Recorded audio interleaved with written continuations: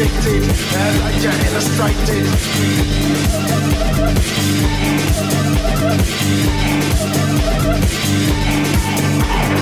I'm a fire starter, twisted fire starter.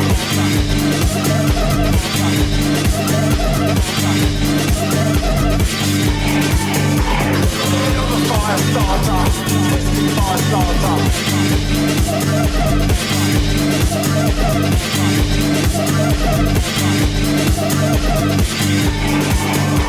I'm a fire starter, twisted fire starter.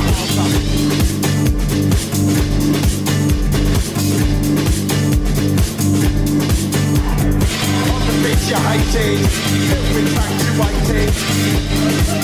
Yeah. On the plate you tasted, well intoxicated. I'm a fire starter, twisted fire starter. You're a fire starter, twisted fire starter.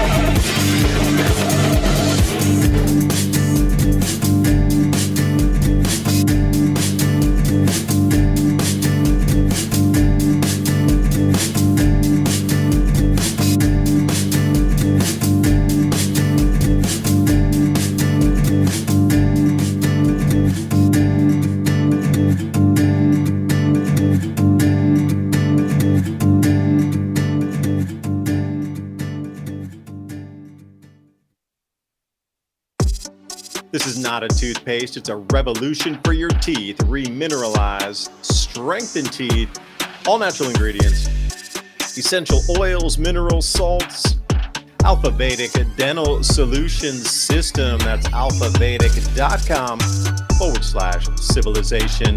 You know, we're always trying to bring you the best products here that we think will enhance your life, especially if supply chains break down further, or if there's some disruption in our lives here. It seems in the news more and more possible, but hey, who knows? Maybe it's a mind game. But what is not is keeping your dental health up. And not a lot of people are talking about this. We always see the storable foods. But what about dental care during these same emergency situations? Will your toothpaste eventually run out? Well, if it does, then what? So like I say, this whole micro gut biome is driven by your oral cavity first. So take a look at what they have, alphavedic.com/civilization. Every purchase you make helps keep our live radio show and podcast on air, bringing you more information just like this. alphavedic.com/civilization. That link is in the show notes below. And as always, I appreciate your valuable time and joining us in this ever and most important conversation as we move forward in our world. Hey everyone, are you ready to grow your own fresh, delicious vegetables, herbs, and flowers this season? If you're looking for the highest quality heirloom and organic seeds, I've got the perfect company for you, True Leaf Market. They've been a trusted seed company since 1974, offering 3,000 types of non-GMO varieties, everything from classic heirloom tomatoes and peppers to rare herbs, microgreens, sprouting seeds, and beautiful flowers. All their seeds are open-pollinated, pure, and perfect for home gardeners or anyone wanting healthy, flavorful produce without chemicals. What I love the most is their huge selection, fast shipping guarantees, plus options for bulk if you're going big. If you're excited to start your garden this year with real, authentic heirloom and organic seeds, click the link in the description box below to check out TrueLeafMarket.com. You won't regret it. Happy planting, and thank you for supporting the channel and this broadcast. Please remember to sign up for our show notes. With Civilization Cycle podcast, you can learn what to expect as society resets. Agriculture, economy, tech, and history all have mappable cycles, and these cycles affect every aspect of our lives. We can navigate the chaos and thrive together with up-to-date news and information. Also, if you like the content we have here on Civilization Cycle, think about fueling the discussions and the show by buying us a coffee at buymeacoffee.com/Civilization Cycle. And thank you for all the support.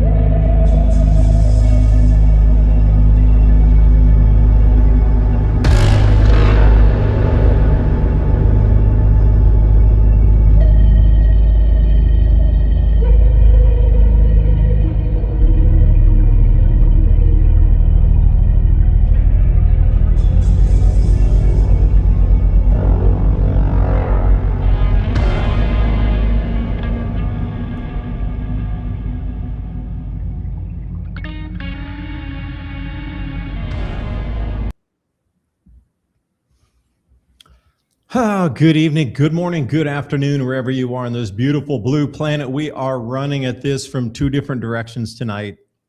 First and foremost, one world currency has started this year. It's planned to roll out in the, July 17th era. It's going to be a soft launch with DTCC. And then also with the Bank for International Settlements, and they're kind of soft launching until they can scale to operations in October of 2026. At that point, the one world currency that we've all heard about is going to be on. It's not going to be a currency as in a single unit of payment. It's the system that allows every unit of payment to be under one system and moved around the planet in real time. Also, Ransom, you got some slides for us tonight. And I forget which state it was. I'd seen the article real quick. I've been perusing through the news, been a little kind of chaotic and hectic this last week. They're going to forbid hunting and fishing in one of the states in America. So if that were to happen, then you got to think they're purposely reducing the food supply. California, they're making farmers cut down nearly 1 million peach trees because they're not going to be able to package them. The packaging facility is going out of business or whatever. It's forced closed because of some measure. And that means that these farmers, they're not going to have anywhere to pack. So they're going to be cutting down nearly 1 million peach trees, Where down in Georgia, where they grow peaches, just one state down here from Tennessee, the data center usage of electricity and forced through eminent domain to take over lands that's just in the way of the power lines, just in the periphery of, hey, they need these extra 100 acres, but they won't sell. These people's having their land stolen for data centers, eminent domain. So we've seen this happen a few times. Cost of living is going absolutely insane at the moment. And by all correct measures, the inflation wave from the Hormuz crisis is going to begin hitting here in America in July also. We haven't really seen the inflationary push yet. You might think, oh, everything's getting more expensive. We're seeing it. We really haven't yet. June is going to be the ramp up period when these prices start to move up. July, it's really going to square, start to hit center. Expect $6 plus gasoline. As I was looking at the strategic oil reserves, they pulled the most they ever pulled this last couple of days, and it's taken us to near, low bottoms, when the lowest of the lows when Joe Biden was in office. We're nearly back at that low level again. Nothing's really coming in to refill that. So looking out a couple more months into midsummer, and Ransom, thank you for pulling up that article. You know more about it than I do. My end of the thing is following this tokenization, one world currency system that's beginning right now. So you're going to have to get ready for that. They're going to tokenize all of our assets, including your home, your car, anything of value, and digitally represent it to be moved across as a liquidity pool from America through the DTCC. So we'll go through all this tonight. But Ransom, I saw you had that article up there. I'd like to start with the food first, if we could, because this is, how can a state tell you on your land you're not even allowed to hunt or fish on your own land? I mean, that's my property. You're telling me I can't fish on that? Come on, get away. Right. And we kind of predicted that they were going to start trying to do things like this. So you knew they were. We talked about this before. They're going to try to stop food in any way, shape, or form to get you into that cattle chute of digital ID and rationing. Yeah. And I think it's not just going to be one state. They're going to keep pushing for this. There's going to be smaller and smaller time periods, places, and, situation where you're allowed to hunt. I mean, just think about how the Brits do it, where, they're allowed to hunt, but they got like a gun, but they got to go talk to some guy to get it for them. And I'm sure soon that's going to end. And then when you think about Australia, you see those videos of truckloads of guns that they're burning and destroying and stuff. That's really what it is. I think it is about the food, because you think about, you have this basically a tick attack from the East Coast headed west. And then on the West Coast, they're going to go down the Maoist state doctrine, basically, in California, Washington, and Oregon. I mean, we've been seeing it for decades now, but they're going to increase. They want to keep telling you stuff like, your water belongs to them, that comes out of the sky, the air you breathe. We need that air to cool the data center over here. And matter of fact, we don't want you guys poking around with your guns out there looking for animals around our data centers. No, I'm kind of kidding on that last part. No, but a stray round going into a data center might disrupt something, I mean, I don't know what kind of walls they have there, but imagine some hunters with 30-06 or 308 or 30-30 something, going for a deer, missing, and that thing clips into a data center. I'm sure it would hit something in there and disrupt it, and then, something's out. But I mean, you're looking at 44,000, square, right. Whatever, somebody just took out the moon program. Yeah, right. That one accident. Particular little server box was the one that held the code for the Bag for International Settlements Switzerland settlement or something, right? That was all the election files. That was all the election. Yeah, well, darn it. That one, those hunters, they're responsible for the disruption. Right. So I got all these slides you sent me set up. And you think about, like, just moving right into it, from banning hunting and fishing, the concept of that's eliminating one entire avenue of human existence where we've traditionally got food, had food, or were able to survive without any system, especially like folks in Alaska right now. There's no, how are they going to, sell these ideas to these people where you can't hunt and you can't fish and you got to have this digital, currency to even interact with anything. When they're out there trying to hunt an elk or something, just to survive the winter. Spears, man, we got to go back old school like they did during the Clovis period. If it works, we can use catapults and spears and stuff like they did in the 1400s. I'm just going to rewind the clock back. You got to have like a bag of rocks that falls out of a tree and smashes a moose on the head, and you can catch that thing, right? Like we can use all kind of rocks, sticks, spears, whatever. We got to go old school if we're going to survive in the future here. Well, that's if you paid the sheriff the rock tax to be able to use the rock in that fashion. I forgot the rock tax. The shiny rocks, you need to pay 1 cent per rock every time you use it on the blockchain. Every rock is on the blockchain, accounted for. Like this whole ownership thing is going to be a thing of the past. And when I say that, I'm not even lightly saying this at all. This concept that we grew up with of like private ownership is ending pretty much this year. And when I say that, I want to try to, frame this in. We've been brought up hearing one world currency, and we're all looking for this one world currency. And it's been on everybody's radar. The one world currency, we've all been looking for it. What's it going to be? Which one? What's the one? Is everybody's saying it was the dollar, and then they were saying it was a special drawing rights reserve thing from the World Bank or whatever. It's not. They've given us a false direction to go down. How these two go together, the data centers are required for the build out of this system of the one world currency. That's not a one world currency, it's a one world operational system. Right. That allows everything in the world with a value to be swapped. So there is no more individual currencies, quote unquote, because everything on the tokenized market is now equal to everything else. So it's literally one world currency inside the system. The only thing is you won't own anything because it'll be tokenized and it will be on a blockchain ledger. And the Bank for International Settlements, their CBDCs are all going to be private ledger, probably like R3 or something is going to be running those. But for so far with the DTCC, Stellar Lumens has been, and Ransom, if you could do me the hugest favor, maybe I'll do it myself. You remember that old magazine cover where it said one world currency in the Economist magazine? Remember that old cover from back in the day? And then pull up Stellar Lumens, just like put in a search engine, Stellar Lumens, and then pull up the logo for Stellar Lumens and put those together. And there is the cover and which token it was. It's now out here for us to see.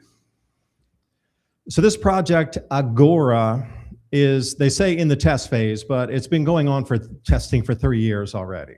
So you got to realize that they were saying that they were at the operational testing level 3 years ago for this.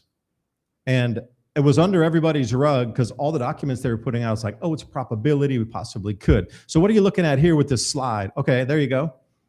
Now, can you pull up Stellar Lumens also and look at the logo? You're looking for that circle with the one line through it, and that is Stellar Lumens. That is absolutely Stellar Lumens. And it's so interesting because all the tokenized treasuries, the bonds, everything that's on the stock market, all the retirement funds, the money market funds, real estate, anything that has value that runs through a clearinghouse, commodities out of Chicago, all of this is going to be running through Stellar Lumens and XRP. And this comes from the DTCC's, that's Deposit Trust Clearing Corporation's own documents as of a couple days ago. They came out and told you which tokens they were going to use. That's why Stellar Lumens has gone up like 40% in the last day or two. It's not a one world currency. It's a one world system that allows anything of value to have and be a currency, swappable, movable across the planet anywhere at any time. There you go. There's Stellar Lumens. And then if you flip back, you can clearly see, and the only difference is there's one extra line in it. It's the exact same thing. Right there's your Stellar Lumens. It is on the token. And everybody was wondering what it was. We couldn't figure out, was it like Alpha Coin or was it something? Oh, great. Yeah, just like you did overlaying those. That was perfect. Yeah. So the coin has now been chosen. And they're coming out and showing you that what was once fact or fiction, whatever you like to term that as, is now realized. And those who were forecasting this before proven correct again. So Agora, now each one of these that you see down there, this is a different central bank across the planet. So the blue one, which I put our country with, DTCC, that's our American anything financial. The quadrillions of derivatives, that's all tokenized. Any stocks, those are tokenized now. They're going to be, it starts next month. So these quadrillions of dollars in America, they're their own pool. They're like their own little pond right here. And then we go through and we got Japan, and we got the European Central Bank, and we got Switzerland. All right, so each one of those colors represents a different pool of money from a country, and that's their stock markets, and that's their real estate for everybody in the country, and that's all the bank accounts, and that's all the retirement funds for the entire country. And they call it jurisdictional ledgers. So it just means an individual pool of a country's total value of anything that you could put a value to. And we're talking quadrillions of dollars, not even trillions. 1,000 trillions is a quadrillion. And they're talking something like $6 quadrillion going onto this system. So these pools, they were all separated before. Like American money, well, it was hard to swap over into Europe. The time changes. The banks weren't, you then have to cross in and get on the SWIFT system and then, trade it from $1 into a pound and then bring it in the pound system 2 or 3 days later. And there was these big lags in that. What the BIS has done is now coordinated everybody into one giant global pool where all global tokens swap at the same level in atomic settlements. Every single currency that you see on the list of the bigs, like the EU, the European Central Bank, so you go euros, British pounds, Swiss francs, American dollars, Japanese yen, Chinese yen, they're all in on this system. So what that means is there's no more I have to wait for anything. It swaps over really in less than 1 second across the entire planet. So if there's ever a banking crisis, they can put up a bunch of liquidity or collateral on that to stop some sort of bank run, financial contagion. The only problem is the reason I was doing all these videos was they started to pledge our grains now as tokens. So Ransom, I sent you a couple things with the just token there. And they call them tokenized deposits. So once it gets into the system, it has a certain value into it. So you're looking for that one chart that was just like a stock chart that had all the colors in it. And 1 ton of grain equals, and go back one more, I think it's not either of those. That's the total tokenized commodity. One back, yeah, right there. There's a company called Just Token. I never even heard of them until I started doing the research a few days ago. It's the 3rd largest already for tokenizing grains on the planet. So their tokens that they issue is 1 ton of grain equals 1 token. And you can see them listed on the right side. They have JSOY, which is 1 ton of soybeans, equals 1 token. And they have J soy oil, which is 1 ton of soybean oil equals 1 token.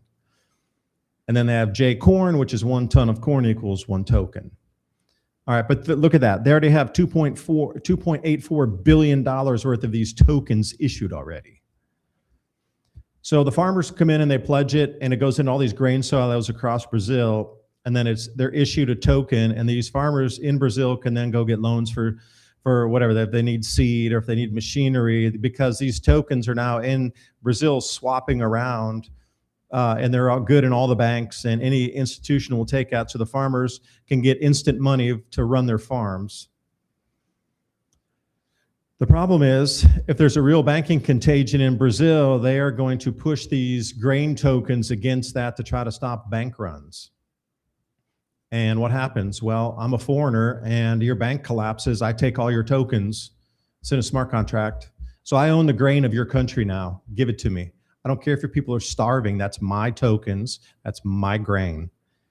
We have lost control of the grain supply in our nations that go to the system. That's the dangerous part. You having your house tokenized and you're losing your house, okay, that's one thing. But if you're taking and tokenizing all the grain harvest of a nation and somebody else controls that legally through smart contracts, the only way to stop it is really blow up the rail lines where that grain doesn't move down the tracks. Otherwise, it's outbound out of your country. Whoever owns those tokens owns the grain supply. And they are going to take it out. You got to be kidding me if you think there's any caring of anything. Oh, care about humanity. I'm going to lose hundreds of millions if we don't get that grain to market because I own those tokens. Forget those people. They'll starve. I don't care. They're pledging everything that we own on the new system of tribute. This is where we sit today. And it's just begun. Now they're talking about $30 trillion. Now put this in perspective for a minute. We're at about 360 billion today. They say that in this system, we'll be at 30 trillion by 2030. So that is an 89 times increase in the next 4 years. And you got it right there, just-in-time collateral. This is what it's all about. So since the money can move in literally a second, the token, whatever value it has, okay, your house, it's a $250,000 token or $500,000 token or whatever your house is worth. It's worth $500,000 on the token. Okay, well, this bank is going to collapse over there. They need $400 million. Well, they're going to wrap up 800 of those $500,000 tokens and put it into the bank over there. But if the bank still collapses, all that collateral was pledged into the bank, so those tokens get swept into the clearing of that bank and the restructuring, so you lose your house. Who owns it, though? This is where just-in-time collateral, real-time, distributed ledger, and now all DLTT, the Clearing Corporation for America's financial system, they have patents for it's called digital liquidity tokens, which allows you to swap over between all of the different blockchains. Because right now, again, those are their own islands of liquidity. So Stellar Lumens is different from XRP, and XRP is different from Avalanche, and Avalanche is different from Chainlink, and Chainlink's different from Ondo. All right, so those are all their own little islands of money laying around out here. What this allows you to do is cross between every single island in real time. And then because those are all crossed between all the islands and all the monies are now in one big pool accessible through anything, then it all goes into one big giant pond, which is controlled by the US's jurisdictional ledger, which then can be pledged up into the Bank for International Settlements global ledger. So it's a top-down approach where and they were talking no shit about pennies, because the copper value of the pennies, they were going to tokenize pennies into a pound of copper. So even the individual pennies that you have in your change jar, yeah, and Ransom, that green slide you just pulled up there, yeah, right there, it's called the Great Collateral Experiment. They're going to tokenize pennies and wrap them into a pound of copper. That's how deep down this layer goes. And that will also be allowed to move in real time. And see, that's the whole thing. Now, here's the kicker. The reason that our economy is failing right now is because we are in an old system, 70 years old, but we're in a new time now where things are moving lightning fast. So the two systems broke and they don't connect anymore. So what they're trying to say is, if it takes 2 days for me to make $1 billion go to the right place and then go into the bank over there and everything's clear and we're happy and it's okay, good deposit, that 2 days is wasted time of $1 billion being able to be used outside somewhere else. So this new system will free that up within 5 or 10 seconds. That $1 billion can be used again.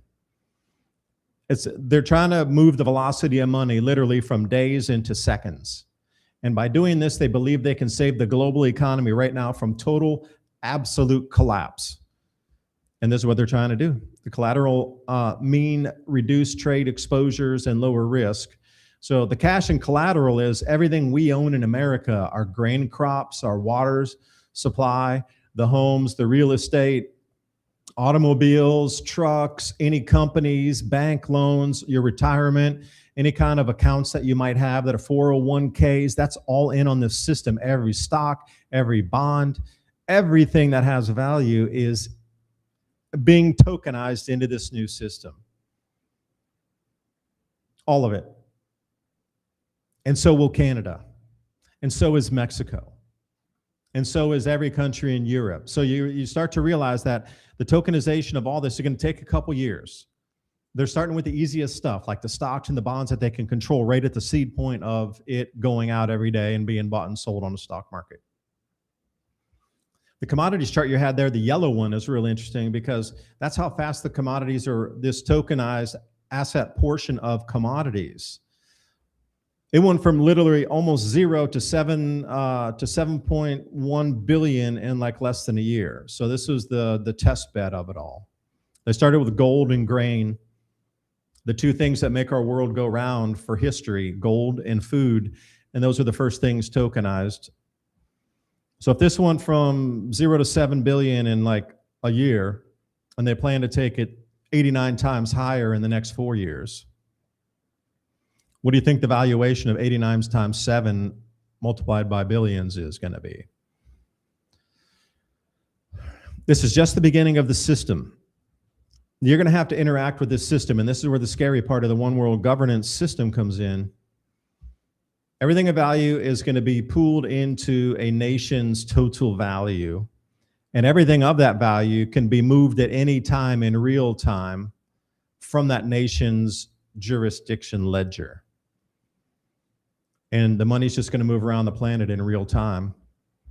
Everything's going to be tokenized, and you will really own nothing. It will all be through a central voucher on a ledger that you don't control. Your bank will have pledged your property into this and tokenized it, whether you want it or not. So you no longer own that asset. It is tokenized, and if it's out on the world free market, somebody else owns it. And the whole thing is, can they come in and evict you, or can they stop our grain supplies from leaving the country? If these tokens for real estate or for grain tokens are actually used as collateral for some kind of debt problem, and then that debt still implodes in on itself. Who controls that? Can somebody come and evict you from your house and say, I own the token to your house, get out? We're bulldozing everything here, we're putting a new data center in. Like, you will really have no rights to any of your property, your cars, even like the cars that are paid off. Those are the lowest hanging fruit because they have actual liquidity in them. There's actual value in that car with no debt behind it. So that car is the paid off cars, paid off property are the first things they're trying to swoop on the system. Think about the equity in that. 100% equity, no liability, fully paid off. And this is the system that we're moving to. And again, it starts in July of this year. They did, the soft launch is really starting in June, like June 17th or 13th, somewhere around there. And then they're going to slowly move to the hard soft launch in July.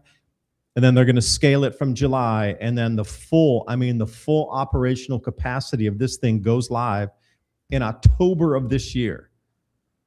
October. So then what happens is, United States starts to bring in everything in tokens on our stock markets, the bonds, the real estate.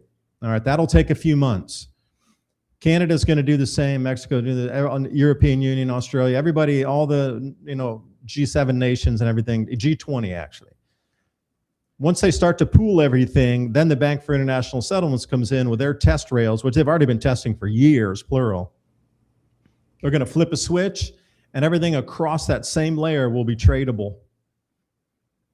And nobody will own anything. You will really own nothing. Somebody else will own everything that you own because it'll be in a different country, pledged for something on a short-term debt or overnight loan or what the hell ever.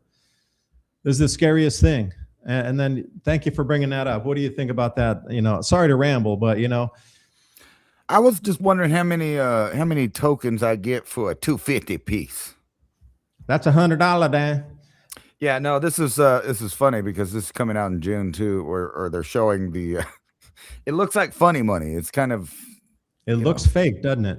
Yeah, but supposedly for our 250th anniversary of being a free country, we're gonna get a $250 bill worth, like $50 or maybe $100. Maybe spend $100 on grocery. I gotta spend $100 on $20 worth of groceries. Absolutely. You probably go get maybe, $70 and you can give them one of those brand new Trump 250 bills. That's what you get for $250. Right. But wait, what's the messaging, Ransom? What are they telling you right here by bringing this up? Can you enlarge that note? I can't really see it. Yeah, I sort of see it, but I don't see it. They might even have a better picture down here. Yeah, we can. Oh, no way. Are they going to go with that one? No, I hope not.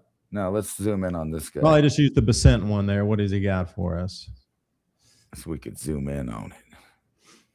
Now, what's the messaging that they're clearly showing you here, beside the UFOs coming?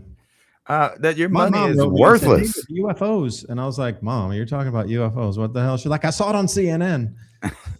Well, UFOs are real. yeah, you didn't know. Even on Fox, they're already talking about the reptilians, Oh, jeez. all of that stuff. The Nordics, you got the mantises, you got the grays, blue I identify avians. as a mantis, although I'm a Nordic. Yeah, right. Oh man. But look No, at that. What they're telling you is that hyperinflation is coming. right. Now, if you're going to add all this new money into the tokenized system and add quadrillions of dollars to something instantly here, do you think the price of everything is going to stay the same, or do you think it's going to go up? Well, obviously, I mean, just joking us with the $250 bill, that screams inflation right there, right? That's Banana Republic here. I'll give you $1,000 bill. They got those. We'll just start using those instead of hundreds. And you can break that, and your hundreds would be 20s. And meanwhile, they're just trolling everybody with the UFO stuff. I mean, this is literally a joke in your face. Aliens, they walk among us. This is whitehouse.gov/aliens. And no, they're not talking about extraterrestrials. They're just talking about, other people with a lean on them, because actually that's what alien really, when you get into the real vocabulary of it, when someone comes into your country, they are alien because now they have a lien on their person because they've crossed over into a different manufacturing center, because that's why you got those birth certificates. You got the manufacturer, you got your father on there, what the country of origin, and the birthing place. We can get into the whole Jordan Maxwell maritime law money stuff there. That's why you're born. It's In a because birth, right, because a ship pulls up and ship goes in the birth. bursts on the stuff and lets you out of the water there. It's the same thing with you as a person, because you are a commodity. And that's where he was ultimately going with the language, is the hidden language of maritime law, that we all know about GDP, but you personally are a commodity traded on the stock exchange and bet upon to win or lose in society. So when they're mocking you with $250 bills, what do you think your value as a human being has gone to? Or whenever they start, massive wars and spread all over the place, what's the value on a human? It's obviously a very low value of commodity. You might do better investing in gold than in people. No, it's a collection on the debt. So, that would be the collection on the debt when they send these boys to war, like the collections coming up on that debt. It's a short-term issued note. So that's all they're good for. It's a short-term issued note. That 250 note also, speaking of that, if you look at Weimar Germany and just any hyperinflation and reissuance of money through history, they just take zeros off the money. We are seeing this in real time. If this is not a huge signal that we are in a hyperinflationary collapse in America, I don't know what else would tell you that. A $250 bill is kind of unthinkable. And then if they do a $1,000 bill, that's no different than taking 2 zeros or 1 zero off the 100 and doing the same thing. Like, look what they've done with revaluations through Venezuela, Argentina, what's another, Venezuela. They do the same thing. Once they get to like 100 or 1,000 or 10,000, they just lop the zeros off and, okay, this is the new money. We're doing the same thing right now. Now, once the $1,000 bill is issued, then it's absolutely game on. I see you looking for a slide down there, but I was going to point out this, as they troll us with the aliens and whatnot, and then they got the super big Steven Spielberg movie coming out. That's kind of rubbing a lot of stuff in your face. They got the reporters, having the meltdowns like we saw during a era. They've thrown a lot of stuff into this whole time, and it's just conveniently timed just when the government's trolling everybody. And then you got, let's talk about this for a minute, because you could go down the list of the world's tycoons, Bezos, Musk, all of them. What's the guy's name from Facebook? I forget his name, but Zuckerberg. yeah, they've all built these giant bunkers, right, in several different places. they're betting on a future that involves them having to, go hide or something possibly. And then you continually hear now from the government even that they are worried about certain different things, but they don't want you to think about it. They want you to think about, who shot Nelly in the belly with the latest TMZ videos, or, some political argument that no one was ever meant to win. But when you really look at the tycoons, what are they all talking about? They're all talking about leaving the earth. They're talking about catastrophic end in the near future. Now, I'm not saying that well, I guess, do you call them doomers too, because they're planning ahead for the any scenario? Basically, these are people that have billions of dollars to plan ahead, and they're talking about, because we're probably going to go the way of the dinosaurs. I don't know about that. There'll be a restriction or a constriction in the available population, I would think, moving forward. Well, think about Carrying this. capacity. I mean, we're getting disrupted in fertilizers already, and it's really going to start to show. Like the latest crop tours, which they're not putting public right now, but okay, so the crop tours in America, they already went out that first round, and that's what caused everything to spike in price from like $4 to $7.50. I know some people who are out in those fields right now, and they are talking the grade heads are so small that they're not going to even have stalks this year. Well, so a huge amount of farmers are going to till that under and take the crop insurance, which is going to further limit us. And they're talking about something like 15 million more acres on crop insurance here, in addition to the 13 plus million acres that didn't get planted because the fertilizer was too expensive, it was dry, you couldn't get financing, whatever. So we're well over 30 million acres of just nothing. And then whatever remains in the remaining acres is scrimpy at best. I think it's like 89% of all the grain crop in America is poor to very poor.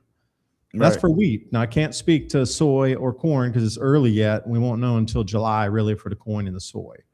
But the wheat, scrappy. Well, think about this. I mean, most people think whenever you're talking about the demise of the dinosaur or one of these other cataclysmic events, people tend to think about the actual kinetic, source instead of what really everything died of. What did the dinosaurs die of? Sure, a lot of stuff probably died near the impact zone or from subsequent fires, but the vast majority, the 90% of life on Earth, starved to death. That's what happened to them. The plants died. They starved to death. There wasn't enough roughage and vegetation for them to eat. So whenever people are talking about, and we're talking about billionaire tycoons that are literally building rockets to leave the earth, when they're talking about us possibly going the way of the dinosaur, they may not even be talking about us being hit with a rock, just something minorly, in comparison, that's a cataclysm to us, because the food stops, the food trading, the distribution of the food and all of that stuff. And I see that really starting to latch on in different sectors like Europe, Middle East, Africa.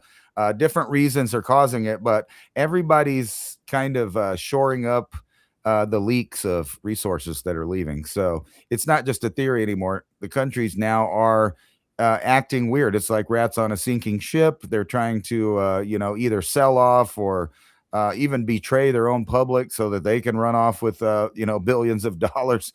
What do you think they're going to do with it? They buy luxury cars. They buy armored redoubts. They're buying land in New Zealand and Australia. So it seems to be that the people in the know something, and whatever that is going to affect the Northern Hemisphere. So I'm thinking like a technological hunger dryas. How about a geomagnetic event? Whether it be a full reversal or whether it be a partial reversal that sends multiple poles and quadrupole, octopole, or something until it reestablishes, maybe not. Yeah. Nothing would work. Is my mic muted or your mic muted? No, I did a boo-boo. Yeah, well, nothing would operate in our traditional sense. Like machines wouldn't even work. Motors wouldn't work. If we got into something where the geomagnetic poles really came into sort of a flip, but even if they didn't do a full, flip on that, What if it came into something near where it's very close to getting to that rollover point where then another pole tries to establish itself? I mean, if you look out into the greater cosmos here, just if you really, if you're even looking out in our own solar system here, further out into the spiral arm of the galaxy, they're noticing that there's tremendous changes in the stars that are coming more and more and closer near us. Like the actual brightness of luminosity is what they call it, of tens of thousands of stars has changed suddenly. So the only thing that could do that is some sort of electrical or electromagnetic event.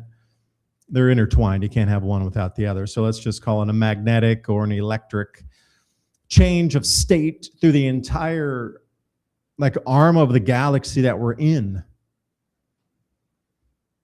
Mayans used to talk about this.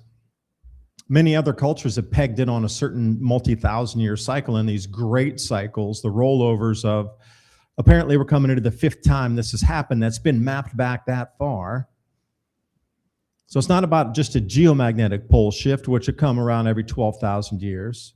It's something far larger where like the polarity of the entire galaxy itself from the center of the galaxy did a flip, and now it's spreading and coming in this direction. So this is the kind of thing that would make sense to get off planet for a minute. If you were off planet, just above it, as the stories of the ancient Anunnaki were, they were above it, gliding around as the Great Flood took place, as the different cataclysms took place. There's many times in history that has been noted that a certain race of entities was always above in low Earth orbit while these events took place, looking down on the cataclysms. It's been referenced well more than 3 times. And if you want to go back further and talk into Credo Mutwa and their stories from South Africa going back 400,000 years, that adds in even another layer on top of what we have been at the most recent floods. If you're talking about Enki and Enlil and this, Sumerian creation myths and then subsequent destruction stories, they were above the planet, hovering, watching it happen every single time. Now, are we seeing a play of this again, is the question. Not off planet, like leaving to go to a different, solar system somewhere, but just getting out of the gravitational interference here. So whatever happens magnetically on this planet, if it does do some tweaking, that the volcanoes, that ash will come out of the air 10, 12 years from now. If things restabilize polar-wise and the North and South Pole reestablish themselves after 10, 15 years, the volcanism will subside as well as the earthquake and the tectonic activity. Now, you would want to be out of the way of that. I don't care how deep you are in the ground or which continent you are, north, south hemisphere, it doesn't matter. Once the continents start shaking, literally shaking, the continents, you're going to want to be off the planet. You're going to want to be above it. But, again, if you're using electrogravitics, you can put 6 million tons of lead above you because it won't matter. It's weightless. So you can hang out in low Earth orbit up there, 300, 500, 1,000 miles up here, between here and the moon, and just rotate around and orbit around there. It won't matter. And they're going to outweight the event. Now, this is very much similar to, like I said, all these ancient stories of predecessors that have seen and that are still in control of our world here. Just babbling on a Thursday night, I guess. I've really been thinking, just if you take the business model that the megacorps and the tycoons are doing, it's all to remove people from the ranks of their organizations. So whatever future they are planning, which I would think would still be, not ready. It doesn't seem to me like they're ready, because they are planning for moon bases and, data centers in space and everywhere. We're still in the construction of the reset. So they've reset. Now we're watching them build it right before our eyes. And, no matter how much people cry or they don't like data centers in their area, in 20 years, the majority of those people that are complaining will be dead. And there'll be a new generation of people that are on the tit, literally, of the internet. and they will be for the data centers. They will be for the most instant gratification through instant information that there's ever been. I mean, right now, people are basically addicted to their phones, tablets, and other things. Like if you just go outside and you take it in for just a second, it already looks like an invasion happened. Instead of little, octopuses or something stuck on our brains, it's in their face. It's telling them where to go. It's telling them what opinion to have. It's telling them where and when to buy things. It's telling them, or actually it's facilitating the buying, because now everything's gone digital. Because, even when I go to my little local rural dollar store there, I see people in there tapping, their phone. They don't even check what they've bought, or, things like we used to do to make sure you got the right items and you're getting charged the right amount. They don't check. They don't count it. They're not getting change. They're not remembering phone numbers. They don't read books. They don't, literally, even movies are crashing. People don't want to watch movies anymore. Why? Because they're too long. It takes too long to pay attention to it. They would rather just watch a video on YouTube that shows them the highlights than they feel like, it's like back when we were supposed to do a book report on an actual book, and we would go find the little book that told us all the stuff we actually need to know. With the yellow one, right? I forget, Cliff Notes. Yeah, we'd go get the Cliff Notes. That's basically what we're living in. The problem is all of the useful information is being digitally removed. And the people that know how to do things, which are the people that are creating this new world, are slowly being replaced by the creation that they're creating. Even JP Morgan's AI push sparks fears of mass job losses. We've been reporting on that for years, but it's starting to move into other sectors that you wouldn't expect it to be, like somebody in a factory that just sits there and counts. If you've ever worked in a factory, you'll know there'll be certain positions that the robotic machinery in the plant just can't seem to do. So they'll fill that space with a human being. And when you look overseas and even here, you see these industrial accidents that, by the way, seem to be increasing in number and frequency. And I literally think that's because we're in a transition of generations. We're in people that don't check it as good. They don't know the specs as good. They don't understand the trade as good. Mistakes are happening. Wear and tear is happening. And you can see this from everywhere, obviously from the fuel industry and chemical industry, but the airlines, house building, just all the way down to watching somebody, it's almost entertaining if you go to like a Home Depot or something and you watch the employees try to figure out what tools are what and where they're for and try to tell you how to use them. It's quite hilarious because they have no idea. They have a little screen. It tells them whether or not it's here or not. They don't know what it does or how to use it. So, we're at that point. Even all of those spots are soon going to be replaced by AI. You're going to go into Home Depot or whatever. It'll check your biometrics. You'll be let in, because you have to be part of their program to get in. And then once you're in there, you're just going to be talking to robots, and they'll deliver it to your house. Yeah, I would say, back to that point where you're saying that, we're in the destruction phase right now, and they're going to build out everything. I would say it's probably already built out. It's just being secret from the public. Just like the blockchain BIS settlements was, remember when they were talking about, no, that's a conspiracy theory. No, that's never going to happen. Oh, that's going to take like 2 decades to roll it out. And here they are 3 years after that, ready to go operational. Like it wasn't, and then it suddenly is. And I'm going to say the same thing. You're talking about data centers in space. Do you really think that all those Starlink flights or launches are just to put up the satellites? Like, I bet a lot of that is to bring materials up for those data centers in space already. Oh, definitely. A good percentage of it was military in origin from the beginning. And not to mention that,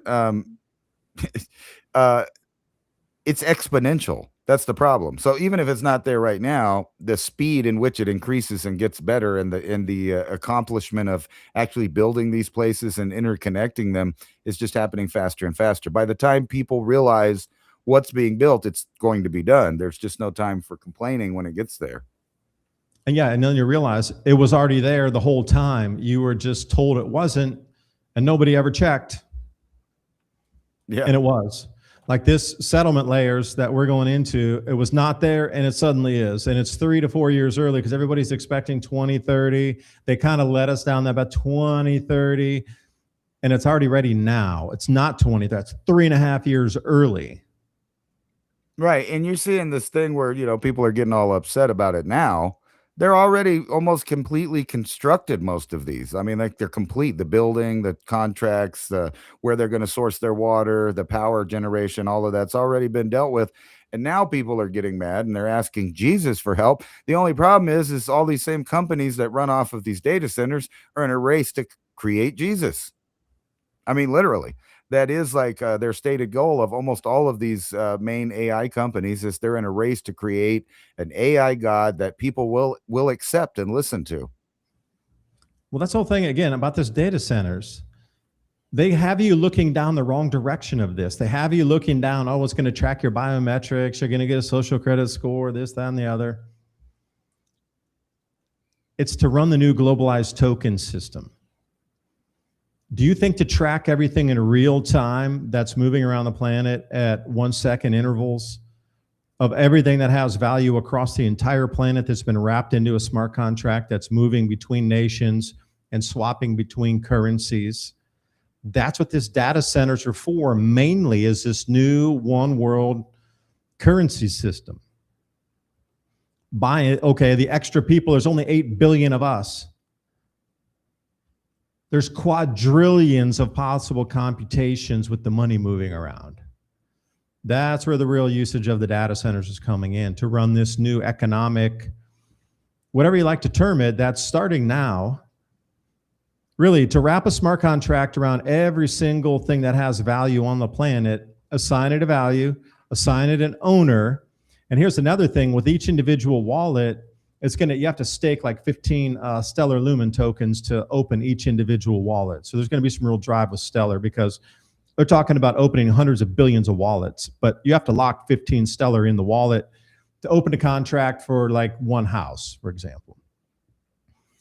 This movement of everything across there, the computational power that is going to require to do that, just to even open the smart contracts, to stake said Stellar Lumens in there, and then run that node to know who owns that and have it execute out. And here's another thing I was going to, is the wallets, they're not like an immutable wallet where you own it and then nobody can stop it, nobody can block it, nobody can freeze it. It's complete opposite.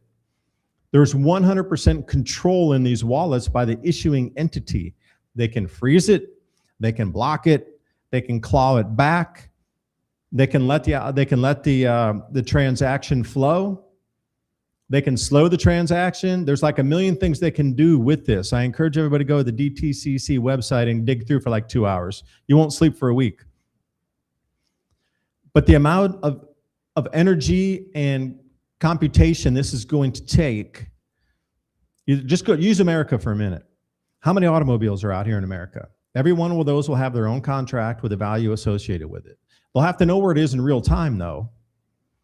How about every house? How about every travel camper? Right. Anything that you own of value, every stock that's issued on the stock market, every building that's up, every piece of equipment that's in a business, anything and everything that has value. That's going to be tokenized and put in under its own thing. So even let's say a trolley that you're using at a supermarket that a food service company uses to take the food out of their, say, delivery truck to the supermarket, that's going to be tokenized as well. It'll be worth $30. It'll have its own individual contract on that, because then those individual pieces will show the total valuation of the business. They're not going to wrap it up and go, food delivery company worth $9 million. They're going to break it down just like you would in an accounting spreadsheet. They're going to have goods and materials, labor, that sort of thing. So each individual piece of the business will have its own smart contract issued against it. So that trolley is going to have its own smart contract wrapped. Now, do that really times hundreds of billions, if not trillions and trillions of these smart contracts running just for America. Then you multiply it by 198 other countries in real time across the planet at all times. This is why the data centers are being built. They're smoke and mirroring you with like, oh, they're going to track your social media posts. No, you don't need that much computational power. Like we could have tracked everybody's social media post and given them a social credit score with probably 1/4 of the data centers that are built in America, and that would have been enough to do that function just by itself. Right. They could do that in 2005 or whenever it was when they opened it up. 75% less of what we have now, and that would have been totally accomplished. And think about this. What you're describing is an all-powerful, all-knowing system. It's the root of all evil. It's literally, like they're saying, they're going to create an AI god, and that AI god is money. It's money, the system of their money, the digital money, so that you have to be connected with it. And it, you can go biblical if you want, where they're talking about you having the mark of the beast, but whether it's a physical thing like on your wrist or your forehead, you're going to be integrated with these peripherals. And even think about this, even when you're using your little card with the chip on it, it's right there at your hand, at your wrist, and you're swiping it. So now you got the people that are just binging it. Soon it'll be on their watch, right on their wrist. And it's hard to argue that they're not right, that is a beast system with the system using the image of the beast, which would be whatever, your biometrics code is to unlock your digital token so that you can do anything from travel to buy food or go to the movies or whatever it is. You're locked in the system, and those that aren't in the system are going to be the undesirables, the people that they won't give health care to because, you have to be part of the system to get the health care. So all of those outliers will be the people that slowly die off outside the system or literally split into a different species. Well, just not in Madam it. Taro sent this message here. Let me click this up and let me show you this comment. This is where you're coming into the meat meets the road here. Who's going to gather all this information across the whole world? And that will take so much time. No, it won't. It's going to be instantaneous. That's why they need so many data centers. And it's not about a who, it's an entity. And you got to wonder what vibrational entity is this, that is this. It's not a who is going to gather the information. It is a vibration entity that is itself the center of the system. It goes beyond like a president of a nation trying to gather this. The entity itself housed within the system is the center of the core of the system, and this is what it goes back into. Across the entire world, that's the whole thing. It's a one global system. But it's going to be instantaneous, nearly, 1 second.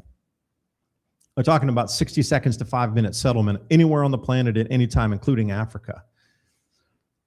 This is why they need so much power and why they need these data centers across the entire world, kind of in a matrix evenly spread across the planet. But some areas like the G7, G20 nations are going to need far more because they have far more assets to track.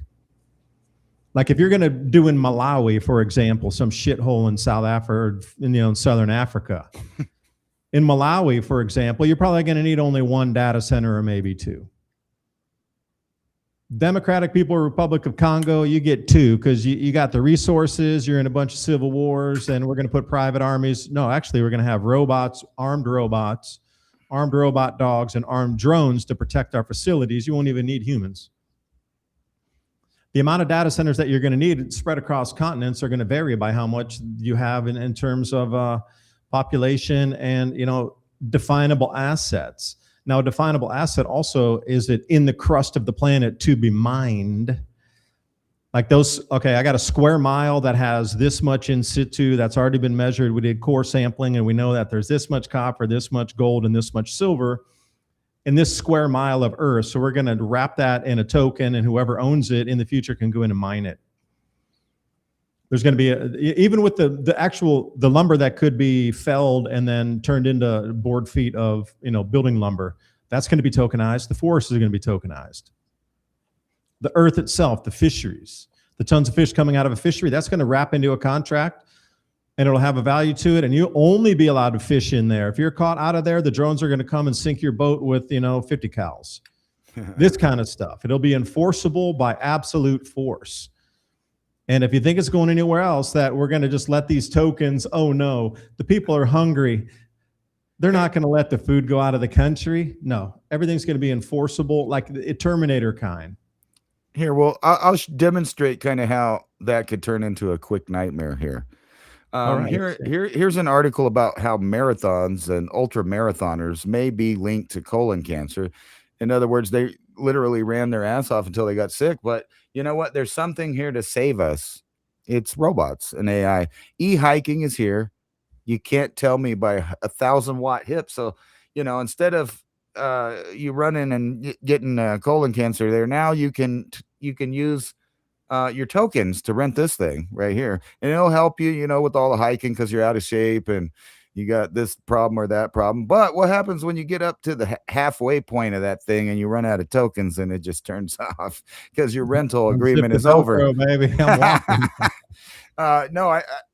But really think about it. I mean, the more and more peripherals come out that help with day-to-day life, and the more people get used to it, and the more robotic assist and the more AI assist, the dumber, weaker that we become, and more dependent on this system that can be turned off at any time as soon as you run out of the tokens. Please deposit 25 cents or $2.50. How many science fiction movies have we seen these kind of exoskeleton suits in? Right. Well, they're real now. They're real now. Yeah, and paraplegics can walk around now. Someone actually put in the comments here, David, I worked in an auto factory for 25 years. Here, let me turn this other junk off. And she's saying that, she's not worried one bit about being replaced. The robots, the AI, it's all like it isn't that cracked up to be. I would bet that that's a factory that's now outdated. If they build a new factory, they wouldn't be using the same machines and the same robots and the same algorithms to run it. More what it's going to be like is if you have the chance, Google like a SpaceX facility and watch how that thing's being run and how people barely fit into the equation at all in the end. Yeah, one last comment before we go on break here. This is an interesting one. China's all-pervasive surveillance system, facial rec, they have the social credit score, and they are monitoring. They have millions and millions and millions, tens of millions of cameras around the country to do everything in real time. They do that with 400 data centers. We got 3,400 in America, which means, for me at least, on the surface view, that we are going to be the epicenter of all the finance on the planet. That's why Trump is so much like, we got to get this cryptocurrency. We got to be the leader. We got to be the global leader of it. Well, we have to be if we're going to run the system. That's the whole thing. We need to run the system. If we're going to be the leader of the system, look where the most data centers are, and maybe on the break here, I'm going to try to look and see if for anybody in the comments, please. I know they were mapping out a lot of the data centers where they were going to be, and like which ones in the world, which countries in the world have the most data centers currently, which ones have the most planned to be built out. And you'll see where the finance is going to flow through in terms of like the gatekeepers of finance for the planetary system moving forward. And you'll just know right away who it's going to be. But then at that point, they're going to have to do something with the population of those who disagree, because you're not going to have your house taken away. Like few people would accept that. So anyway, join us for the second hour here. We're going to continue with the conversation right here, the Civilization Cycle podcast. Please support our work. We're going to jump into some comments over on buymeacoffee.com/Civilization Cycle. Also, drop your email into civilizationcycle.com. We'll get you the show notes for tonight's episode. Just 10 bullet points of what we talked about, so then you can refresh your memory and start conversations with others. We're going to be back in 2 minutes, 2 seconds, take a short break here, and let the robot doctor take over. Hey everyone, are you ready to grow your own fresh, delicious vegetables, herbs, and flowers this season? If you're looking for the highest quality heirloom and organic seeds, I've got the perfect company for you, True Leaf Market. They've been a trusted seed company since 1974, offering 3,000 types of non-GMO varieties, everything from classic heirloom tomatoes and peppers to rare herbs, microgreens, sprouting seeds, and beautiful flowers. All their seeds are open pollinated, pure, and perfect for home gardeners or anyone wanting healthy, flavorful produce without chemicals. What I love the most is their huge selection, fast shipping guarantees, plus options for bulk if you're going big. If you're excited to start your garden this year with real, authentic heirloom and organic seeds, click the link in the description box below to check out trueleafmarket.com. You won't regret it. Happy planting, and thank you for supporting the channel and this broadcast. Product you love, the 72-hour emergency food kit from My Patriot Supply. Not only emergency food, but camping food, and you can prepare that through the week as well. 20 delicious just add water meals. Think about creamy mac and cheese, hearty chili, sweet oatmeal. 2,000 calories a day. You need the calories. You're going to need to think and move. And the mashed potatoes, easier to make than oats, and you can add your own flavors. Goes with anything. For less than a couple of takeout meals at a fast food restaurant, get real peace of mind. And a real question to ask, how long could your family eat without leaving home? My Patriot Supply, click on that link in the description box below. It helps the channel. Truth is hard to say and hard to hear. Most people choose silence. We choose to speak. Your support of our sponsor keeps the Civilization Cycle podcast on air and giving us the courage to keep digging. That link's in the description box below. This is not a toothpaste. It's a revolution for your teeth. Remineralize, strengthen teeth, all natural ingredients, essential oils, minerals, salts, Alpha Vedic Dental Solutions System. That's alphavedic.com/civilization. You know, we're always trying to bring you the best products here that we think will enhance your life, especially if supply chains break down further, or if there's some disruption in our lives here. It seems in the news more and more possible, but hey, who knows? Maybe it's a mind game. But what is not is keeping your dental health up. And not a lot of people are talking about this. We always see the storable foods. But what about dental care during these same emergency situations? Will your toothpaste eventually run out? Well, if it does, then what? So like I say, this whole micro gut biome is driven by your oral cavity first. So take a look at what they have, alphavedic.com/civilization. Every purchase you make helps keep our live radio show and podcast on air, bringing you more information just like this. alphavedic.com/civilization. That link is in the show notes below. And as always, I appreciate your valuable time and joining us in this ever and most important conversation as we move forward in our world. Please remember to sign up for our show notes. With Civilization Cycle podcast, you can learn what to expect as society resets. Agriculture, economy, tech, and history all have mappable cycles, and these cycles affect every aspect of our lives. We can navigate the chaos and thrive together with up-to-date news and information. Also, if you like the content we have here on Civilization Cycle, think about fueling the discussions and the show by buying us a coffee at buymeacoffee.com/Civilization Cycle. And thank you for all the support.